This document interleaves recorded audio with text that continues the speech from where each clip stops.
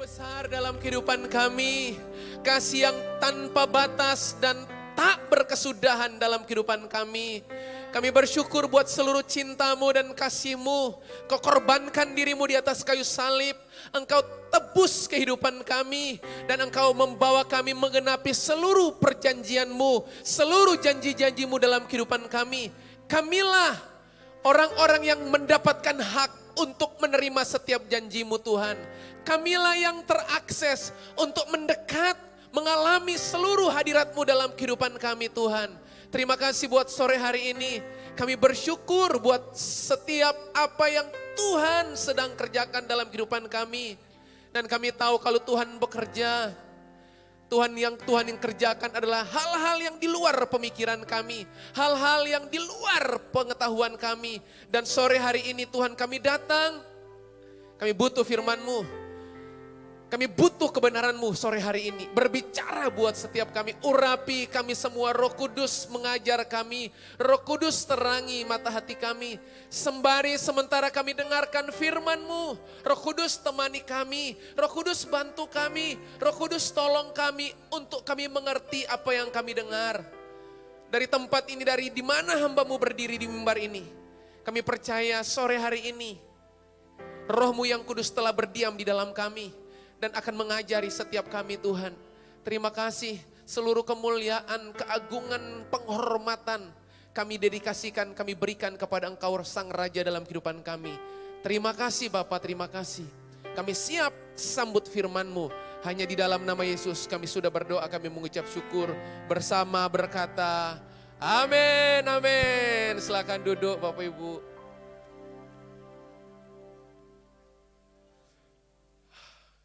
Shalom Bapak Ibu. Wow. Ada yang duduk sambil minum, ada yang duduk ambil kertas, ya Bapak Ibu ya. Baik Bapak Ibu. Bapak Ibu siap sore hari ini terima firman Tuhan? Siap ya? Siap ya Bapak Ibu ya.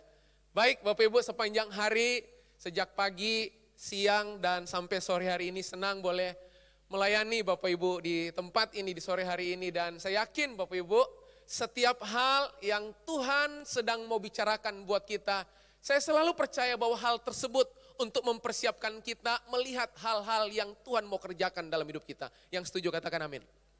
Apapun situasi Anda Bapak Ibu, selalu Yesus suka banget berkata. Yesus selalu suka sekali untuk mengucapkan kata berkata. Artinya apa Bapak Ibu? Arti berkata itu artinya gini Bapak Ibu. Anda harus berkata-kata untuk dirimu dan Anda harus berkata-kata untuk situasimu. Nah disitulah iman bekerja. Amin Bapak Ibu. Nah sore hari ini Bapak Ibu, saya rindu di penghujung ibadah sore hari ini sebelum hari berganti Bapak Ibu ya. Kita akan sama-sama belajar. Oke. Saya rindu sekali untuk berbagi kepada Bapak Ibu. Kalau Bapak Ibu senang dengan judul khotbah, ibadah yang pertama saya kasih judul dari janji menuju penggenapan janji. Ibadah yang kedua, masih ingat Bapak Ibu? Oh enggak ingat ya, ibadah yang ketiga soalnya. ya. Ibadah yang kedua Bapak Ibu saya sharing tentang penyertaan ataukah penyediaan. Nah ibadah yang ketiga saya beri judul, khotbah saya sore hari ini judulnya salah siapa. Coba ucapkan 2, 3. Boleh sekali lagi 2, 3? Ya, itu ya suami-suami begitu dengar kalimat salah siapa dia nengok istrinya, salah siapa? ya, kesempatan Bapak Ibu ya. Nah Bapak Ibu kalau dengar judul atau kalimat salah siapa, kira-kira yang mana yang Bapak Ibu tertarik membicarakannya? Salahnya atau siapanya? Atau dua-dua ya? Kalau Bapak Ibu dengar judul salah siapa? Bapak Ibu tertarik dengar kata itu, tertarik bicarakan apanya? Siapanya atau salahnya apa? Atau siapa yang salah? Nah dalam kehidupan kita ada banyak hal-hal yang terjadi dalam kehidupan kita. Itu kita nggak bisa kendalikan. Yang setuju katakan amin. Beberapa kejadian-kejadian dalam kehidupan kita, itu kita nggak bisa kendalikan, kita nggak bisa atur, kita nggak bisa kuasai Bapak Ibu. Nah ada beberapa kondisi dalam kehidupan Anda, seakan-akan itu nggak terkendali, seakan-akan itu nggak terkuasai. Tapi dengar baik-baik, kalau ada Yesus di situ, perkara jadi mudah. Nggak ada amin Bapak Ibu? Kelihatannya perkaranya banyak sulitnya ini Bapak Ibu ya. Nah sore hari ini mari dengan cepat Bapak Ibu ya. Saya mengajak Bapak Ibu melihat apa yang harus kita lakukan pada saat segala sesuatu di luar kendali kita. Tadi jalan ke sini Bapak Ibu. Maafkan Bapak Ibu, Pastor Edo dan saya terlambat. Karena ada hal yang di luar kendali. Namanya macet. Nah itu di luar kendali. Setuju Bapak Ibu? Ada beberapa hal yang terjadi itu di luar kendali Anda. Ada yang bisa Anda kendalikan, tapi ada yang nggak bisa Anda kendalikan. Nah fatalnya kita gini, yang bisa kita nggak kendalikan, yang nggak bisa kita kendalikan, kita mau coba atur. Yang pengalaman angkat tangan. Nggak ada yang angkat tangan. Setuju Bapak Ibu? Saya ulang ya. Yang bisa kita kendalikan, kita nggak pernah mau kendalikan. Terserah. Terjadi, terjadilah. Tapi yang nggak bisa kita kendalikan Bapak Ibu, kita berupaya kendalikan, kita berupaya atur, kita berusaha kuasai Bapak Ibu. Padahal itu nggak bisa kita kendalikan. Nah di satu kondisi tertentu, Yesus mengerjakan sesuatu untuk hal-hal yang di luar kendali. Mari kita lihat cerita ini. Jadi menarik Bapak Ibu ya. Yohanes pasal yang ke-9. Kitab Injil Yohanes pasal yang ke-9. Ayat pertama, kalau Bapak Ibu lihat, itu selesainya berhentinya itu di ayat 41. Baca tok dari ayat 1 sampai 41, itu 15 menit. Saya nggak mau bacakan semua Bapak Ibu. Nanti baca sendiri di rumah. Karena Alkitabnya sama. Ya, yang Anda baca sama yang saya baca sama Bapak Ibu. Nah, mari kita lihat. Sebelum saya masuk ayat pertama sekali lagi. Sore hari ini yang akan kita pelajari adalah gini. How to manage. Gimana kita memanage sesuatu yang di luar kendali kita. Sesuatu yang terjadi gini, tiba-tiba di bisnis Anda, tiba-tiba di keluarga Anda, tiba-tiba terhadap anak Anda, tiba-tiba terhadap pelayanan Anda. Dan apapun situasinya, mari kita belajar. Supaya kalau ada hal yang mendadak terjadi dalam kehidupan kita, Anda tahu Anda harus bersikap seperti apa. Amin. Mari kita contek cara Yesus bersikap. Karena kalau Anda mencontek cara Yesus bersikap, Anda akan seberhasil seperti sikapnya Yesus. Amin. Amin ya. Nah yuk kita lihat Bapak Ibu ayat Yohanes pasal yang ke-9. Orang yang buta, sejak kapan butanya? Sejak kapan? Sejak lahir Bapak Ibu. Bapak Ibu ada satu keadaan, ada satu kondisi di mana orang tuanya harus menerima fakta. Secara medis anak ini lahir dan waktu dia lahir, sejak lahir Alkitab bilang dia buta. Bapak Ibu saya mau tanya, maafkan saya sebentar. Kalau Anda jadi orang tua berharap enggak? Enggak ya? Enggak ya? Kita enggak pernah berharap keadaan ini terjadi. Tapi tiba-tiba di kisah ini Yesus diperhadapkan dengan sebuah fakta loh. Bahwa anak ini, orang yang buta ini udah buta, Alkitab bilang sejak awal, sejak lahir.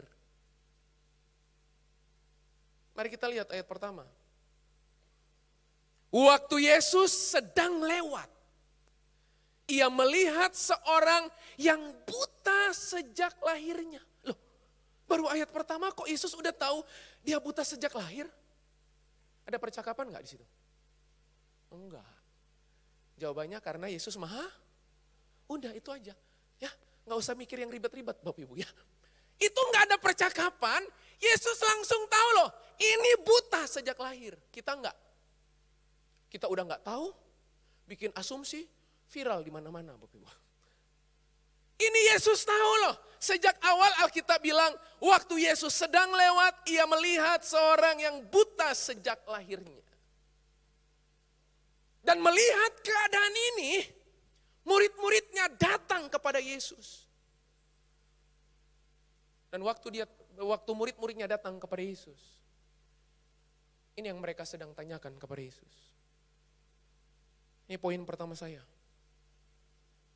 Kalau Anda sedang berhadapan dengan situasi kondisi yang di luar kendali Anda, yang gak pernah Anda pikirkan sebelumnya, yang gak pernah Anda prediksi sebelumnya, tiba-tiba terjadi Bapak Ibu. Perhatikan ayat kedua. Murid-muridnya bertanya kepadanya. Mari baca sama-sama. 2, 3. Rabi, siapakah yang berbuat dosa? Orang ini sendiri atau orang tuanya sehingga ia dilahirkan?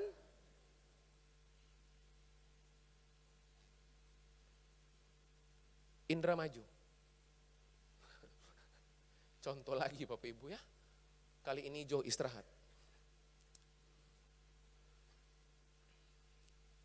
Tepuk tangan dong Bapak Ibu buat Indra. Cara maju dia percaya diri banget. Maklum udah kali ketiga. Ya. Biasanya kalau dia masuk YouTube waktu main gitar ya. Kali ini waktu masuk di YouTube nanti sedang dikasih contoh waktu khotbah Bapak Ibu ya.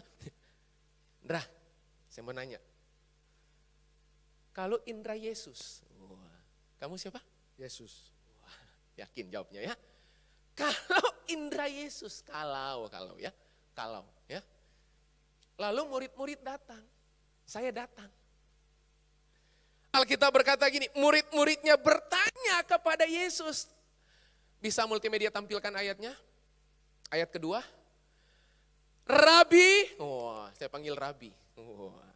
Rabi, kelihatan banget Rabi ya. Minimal jenggotnya. Rabi, siapakah yang berbuat dosa?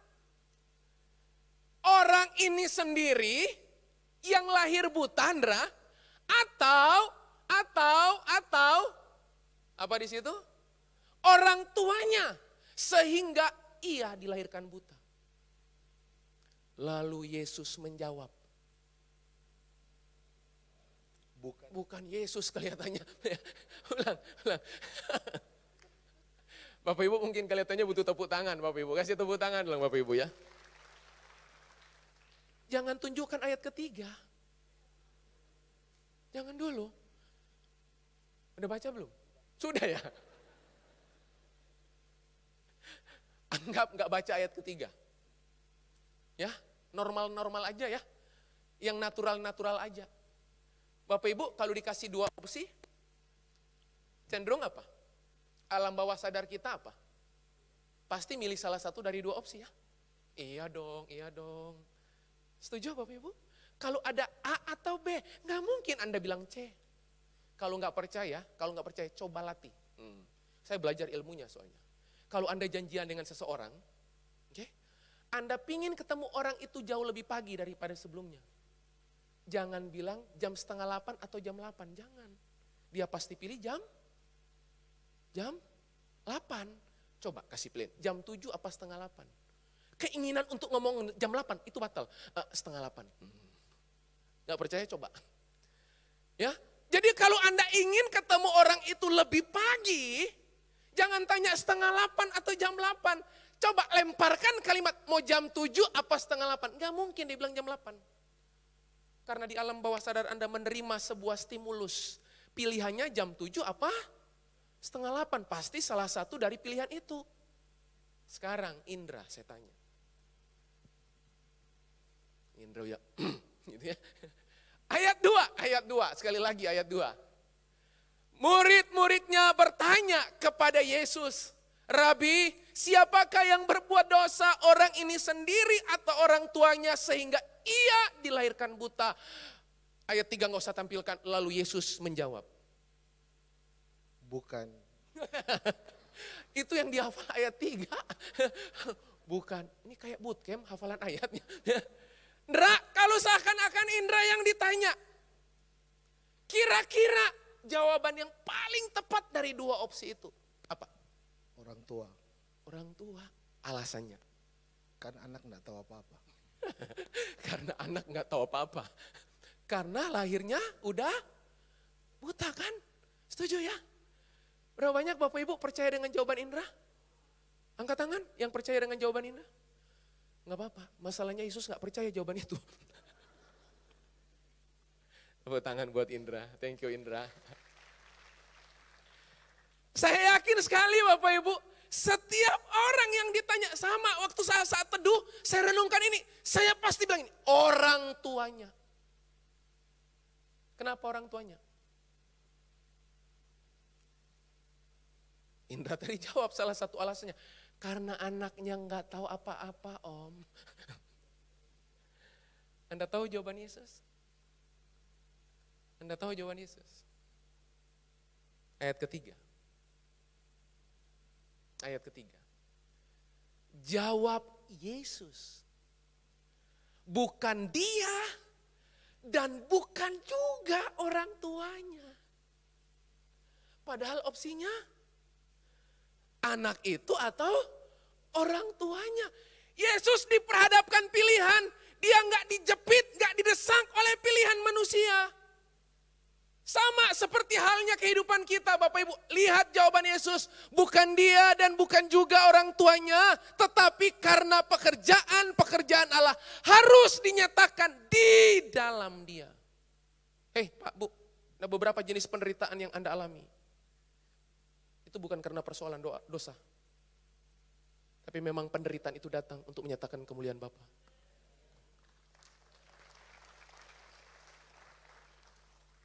Saya tahu yang tepuk tangan bakal sedikit. Enak nggak? Enak nggak?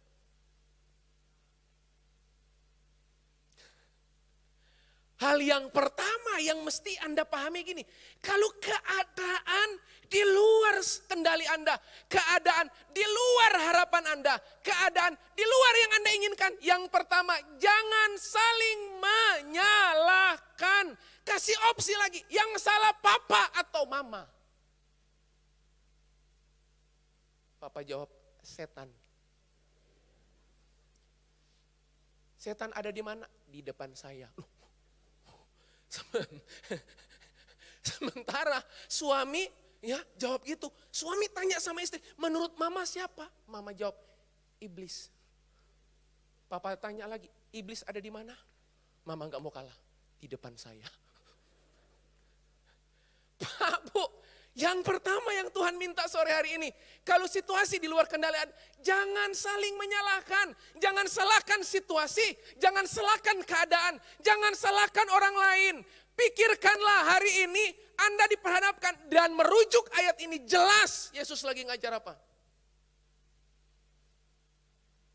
Ada beberapa derita Anda. Itu supaya kemuliaan Tuhan dinyatakan dalam kehidupan Anda. Amin Bapak Ibu. Itu Anda mesti pastikan. Sebab gini, kalau Anda Bapak Ibu sore hari ini enggak paham perspektif ini, enggak paham kacamata Tuhan seperti ini, enggak paham firman-Nya atas kehidupan Anda, gampang Anda mencibir, gampang Anda menyalahkan, gampang kemudian Anda menentukan siapa yang salah dan siapa yang benar. Sore hari ini, sadari, pekerjaan Tuhan mau dikerjakan lewat hidup saya. Yang setuju, kasih tepuk tangan paling meriah buat Tuhan.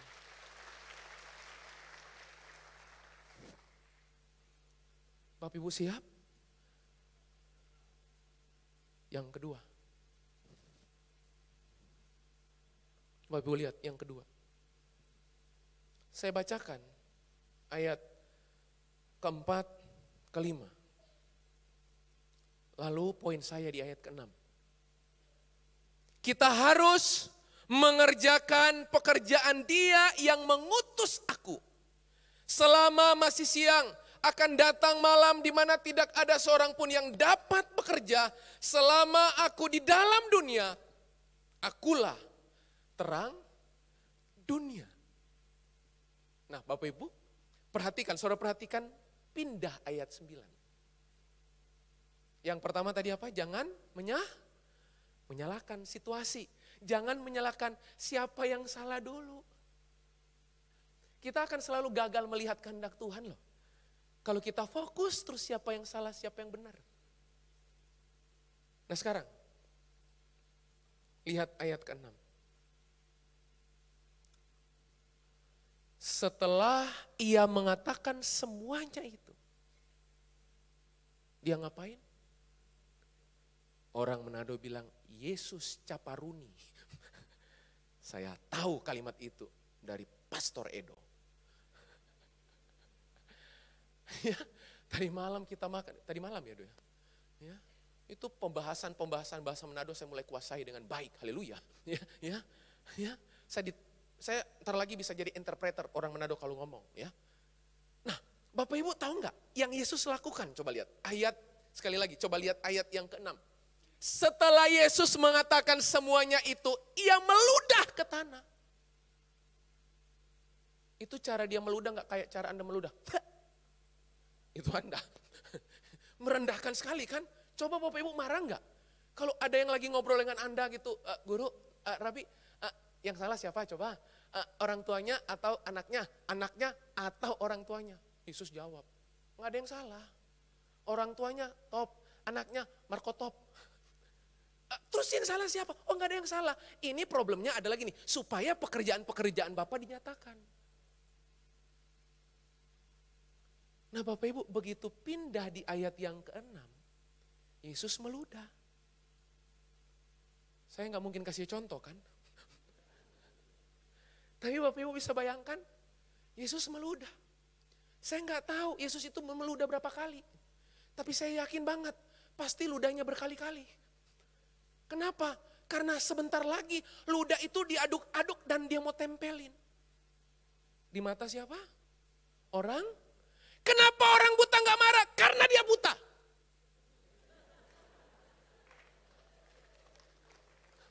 Tepuk tangan dulu Pak, Bu. Setuju nggak? Itu nggak usah ilmu teologi yang lain, nggak usah. Ya iyalah, ada yang nanya gitu. Pak, kenapa Yesus meludah? Terus waktu ditempelin orang buta nggak marah? Karena dia buta, Bos. Itu aja jawabannya. Bapak Ibu lihat, Bapak Ibu. Mari saya membacakan lebih lanjut. Setelah ia mengatakan semuanya itu, ia meludah ke tanah dan mengaduk ludahnya itu dengan tanah. Lalu mengoleskannya pada mata orang buta tadi. Siapa yang mau sore hari ini saya sembuhkan dengan cara itu? Maju kalau mau. Enggak usah ludah ke tanah. Agak jorok dikit ya boleh ya, kasih contoh. Bukanlah saya lagi meludah. Gitu.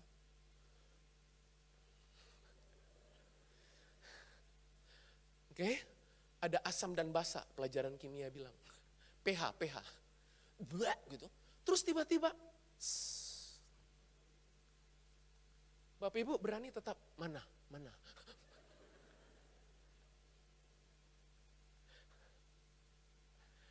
Apa yang kedua?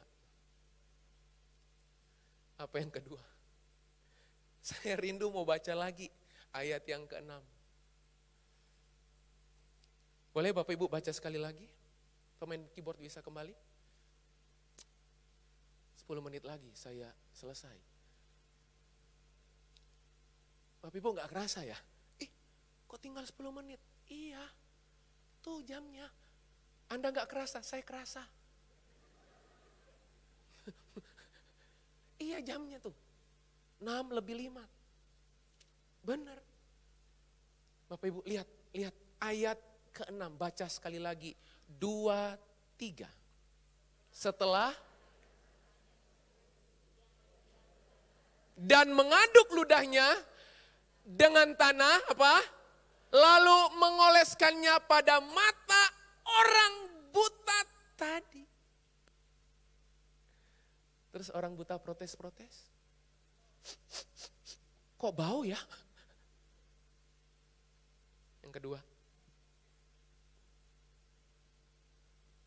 cara Tuhan tolong Anda di luar dugaan Anda. Amin. Bapak Ibu, kira-kira lebih sakti mana? Kira-kira yang bisa Anda prediksikan, kalau Anda jadi Yesus sembuhkan orang buta itu caranya gimana? Coba caranya gimana? Caranya gimana? Orang itu datang, Anda pegang matanya. Anda gak mungkin bilang ini, pejamkan matamu. Gak usah, memang buta kok. Mau pejamkan apa? Anda tinggal tempel tangan Anda. Anda doain, dalam nama Yesus sembuh. Baik. Tapi bagi Yesus, dia itu kalau bekerja, di luar dugaan Anda, percayalah. Makanya kalau sama Tuhan, jangan suka mereka-reka. Oh nanti gini, habis gini nanti gitu, habis gitu nanti gini. Anda stres Bapak Ibu. Yang cukup Anda lakukan, nah tadi Ibu Gembala udah sampaikan, yang cukup Anda lakukan, follow. Tahu follow? Orang yang follow itu gak usah banyak protes. Ngikut aja. Apa? Ngikut aja. Biar dia yang bekerja. Pak, faktanya perusahaan kami diambang kebangkrutan. Pak, itu di luar dugaan kami. Pak, di rekening jangankan 5 digit, tinggal jito. Artinya tinggal 1 digit. Tit gitu. Sampai mau bayar biaya admin. Saya ngutang biaya admin, bayangkan. Biaya admin aja ngutang Bapak Ibu. Saya yakin banget. Hari itu ditonton oleh ribuan orang. Dan Yesus meludah. Dia aduk-aduk ludahnya. Dan begitu ludahnya itu rada padat. Karena kecampur tanah. Pernah ngelihat orang nyemen pakai pasir, dicampur air, nah kayak gitu. Saya kebayang itu, ditempelin.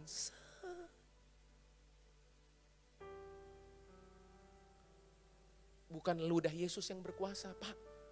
Habis ini Anda praktek kan, coba meludah gitu. Bukan ludah Yesus yang berkuasa, bukan. Tapi Yesuslah yang berkuasa dengan caranya, bukan ludahnya. Jangan fokus sama ludahnya. Jangan fokus sama tanahnya. Itu pasti tanah kudus. Oke, lalu Anda ke Kudus di Jawa Tengah. Ya, Anda cari tanah kudus. Anda pakai ludah kudus. Anda tuangin, Anda aduk-aduk. Yesus itu pusat. Amin. Tepuk tangan dong.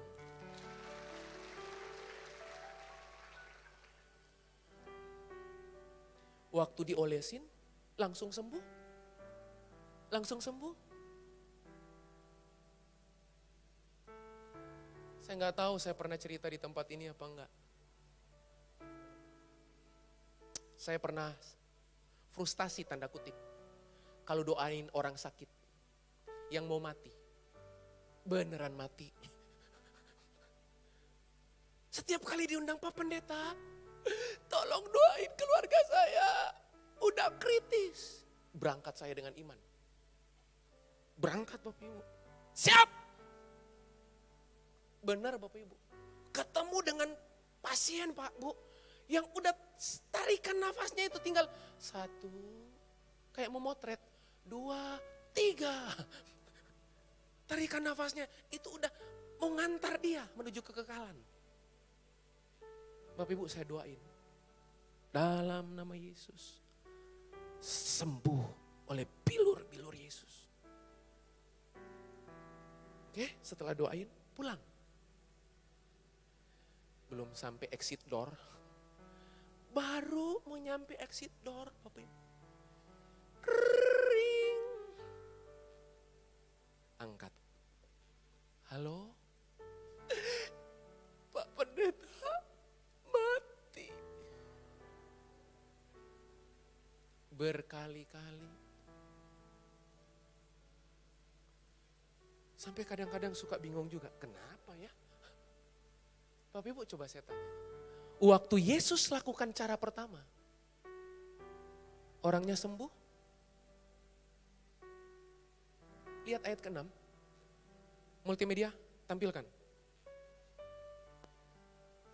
Setelah ia mengatakan semuanya itu, ia meludah ke tanah dan mengaduk ludahnya itu dengan tanah lalu mengoleskannya pada mata orang buta tadi. Kalau Anda mau pindah di ayat ke-7, saya prolog dulu. Gak terjadi apapun. Anda pikir Tuhan tukang sulap? Oh kalau dia berarti gak sembuh, Tuhan lagi gak sedang bekerja ya.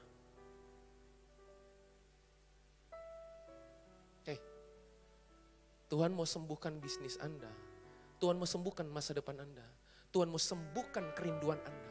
Dia pasti ingin sembuhkan dan dia mau sembuhkan. Tapi tahukah Bapak Ibu? Itu enggak terjadi seketika seperti yang Anda harapkan. Apa yang ketiga yang harus saudara lakukan di tengah-tengah kondisi yang di luar kendali? Perhatikan ayat yang ke-7. Dan Yesus berkata kepadanya, pergilah, basuhlah dirimu dalam kolam Siloam. Siloam artinya yang diutus. Maka pergilah orang itu. Ia membasuh dirinya. Lalu kembali dengan matanya sudah melek. Bapak Ibu, coba bayangkan sore ini. Buta, diolesi pakai ludah, campur tanah, belum sembuh. Terus tiba-tiba Yesus bilang ini, sekarang kamu menuju ke kolam Siloam.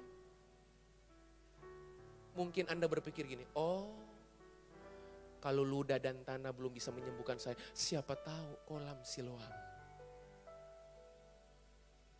Bapak Ibu tahu nggak?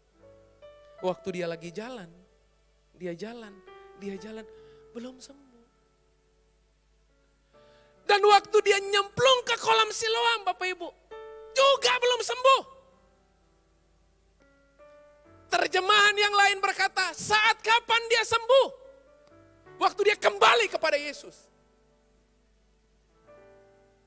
Tahu maksudnya? Tahu?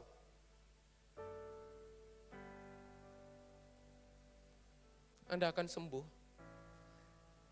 kalau Anda kembali kepada Yesus. Amin. Pertanyaannya, poin ketiganya. Kenapa sampai Tuhan suruh ke kolam Siloam dulu? Hei Pak Bu, yang ketiga. Yang Tuhan lagi mau ajar sore hari ini. Tuhan mau uji kepercayaan Anda. Tuhan mau uji ketaatan Anda. Untuk melakukan sesuatu yang di luar akal saudara. Gak make sense, gak masuk akal Alkitab bilang. Bahkan gak masuk akal menurut saudara. Jalan, itu gak sembuh. Nyemplung ke kolam juga gak sembuh. Sampai waktu jalan menuju Yesus. Disitulah dia sembuh.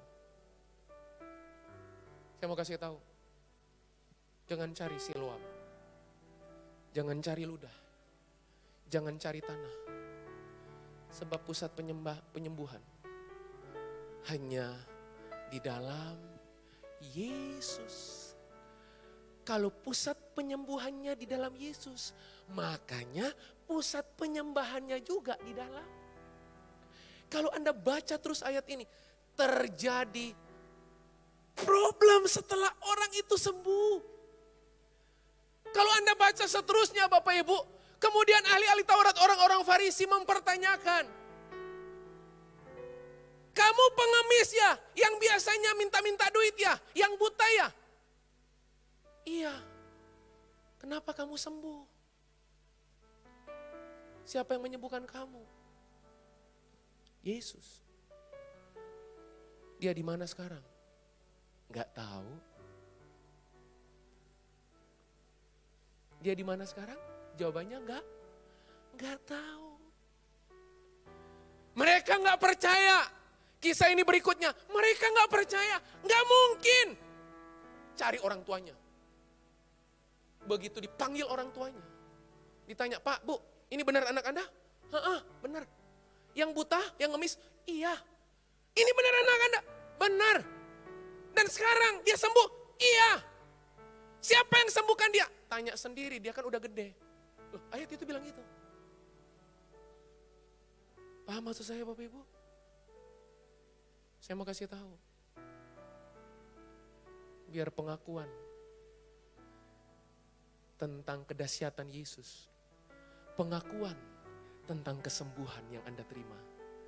Langsung datang dari mulut Anda.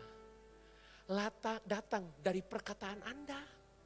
Makanya sore hari ini, Pak, Bu, jangan terjebak di Siloamnya. Jangan sibuk cari tanahnya. Jangan fokus sama ludahnya. Jangan. Tapi datang kepada Yesus sore hari ini. Kalau Anda datang kepada Dia, Anda gak salah datang. Amin. Amin. Sebab Alkitab bilang begini. Tanpa iman, orang tidak akan berkenan kepada Allah. Tahu arti berkenan? Gini, kalau Anda datang ke rumah saya, ketok. Kalau saya nggak berkenan temui Anda, saya bisa temuin Anda nggak? Anda bisa temuin saya nggak? Saya ulang ya, kata berkenan ya. Kata berkenan itu gini, Bapak Ibu datang ke rumah saya, Anda ketok pintu pagar rumah saya, Anda bel rumah saya, ting tong. Kalau saya nggak berkenan temui Anda nggak mungkin bisa temui saya. Itu iman. Makanya gini, orang yang nggak punya iman untuk mengerjakan apa yang Yesus perintahkan, mati. Mati Alkitab bilang. Makanya sore hari ini, kalau ada ujian kepercayaan, ada ujian ketaatan, mari, taat itu butuh iman. Kepercayaan itu butuh iman. Amin. Sekalipun tidak melihat, kita percaya. Dan disitulah Anda akan melihat Tuhan bekerja. Tuhan berkarya dalam kehidupan Bapak Ibu. Amin. Selamat sore, Betani, Manado. Tuhan Yesus memberkati Bapak Ibu. Mari bangkit berdiri. Bangkit berdiri. Bangkit berdiri. Ku yakin saat kau berfirman, ku menang saat kau bertindak. Hidupku hanya ditentukan oleh perkataanmu.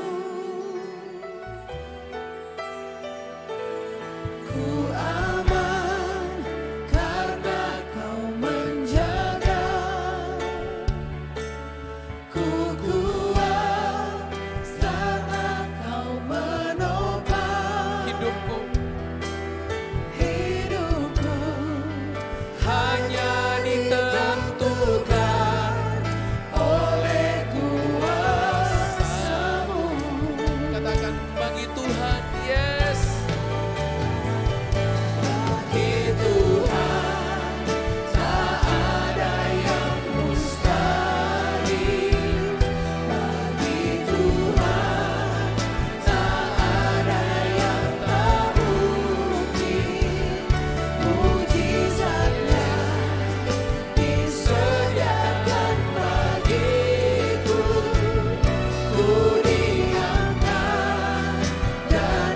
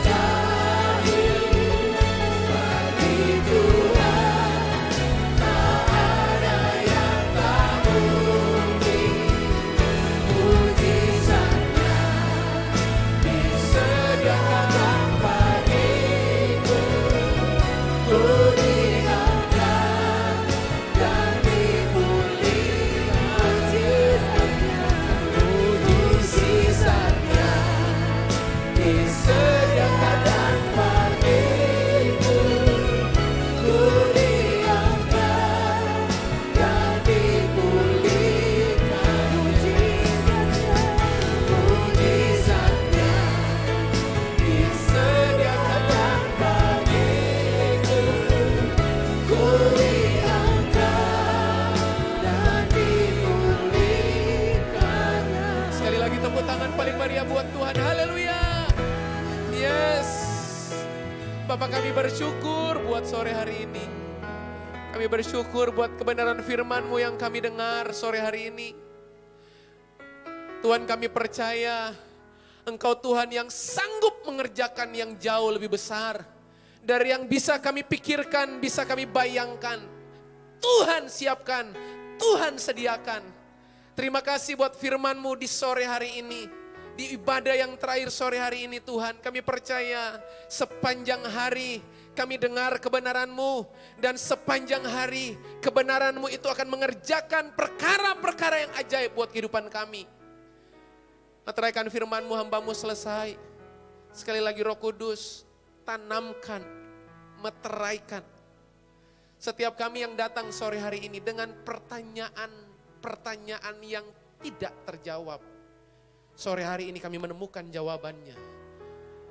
Sore hari ini kami yang datang di tempat ini dalam kondisi kami nggak tahu apa yang harus kami lakukan. Kami nggak tahu, kami buntu terhadap apa yang akan kami kerjakan dengan situasi keadaan kami. Tapi sore hari ini kami menemukan jawaban. Terima kasih. Kami bersyukur buat sore hari ini. Sekali lagi meteraikan firman-Mu.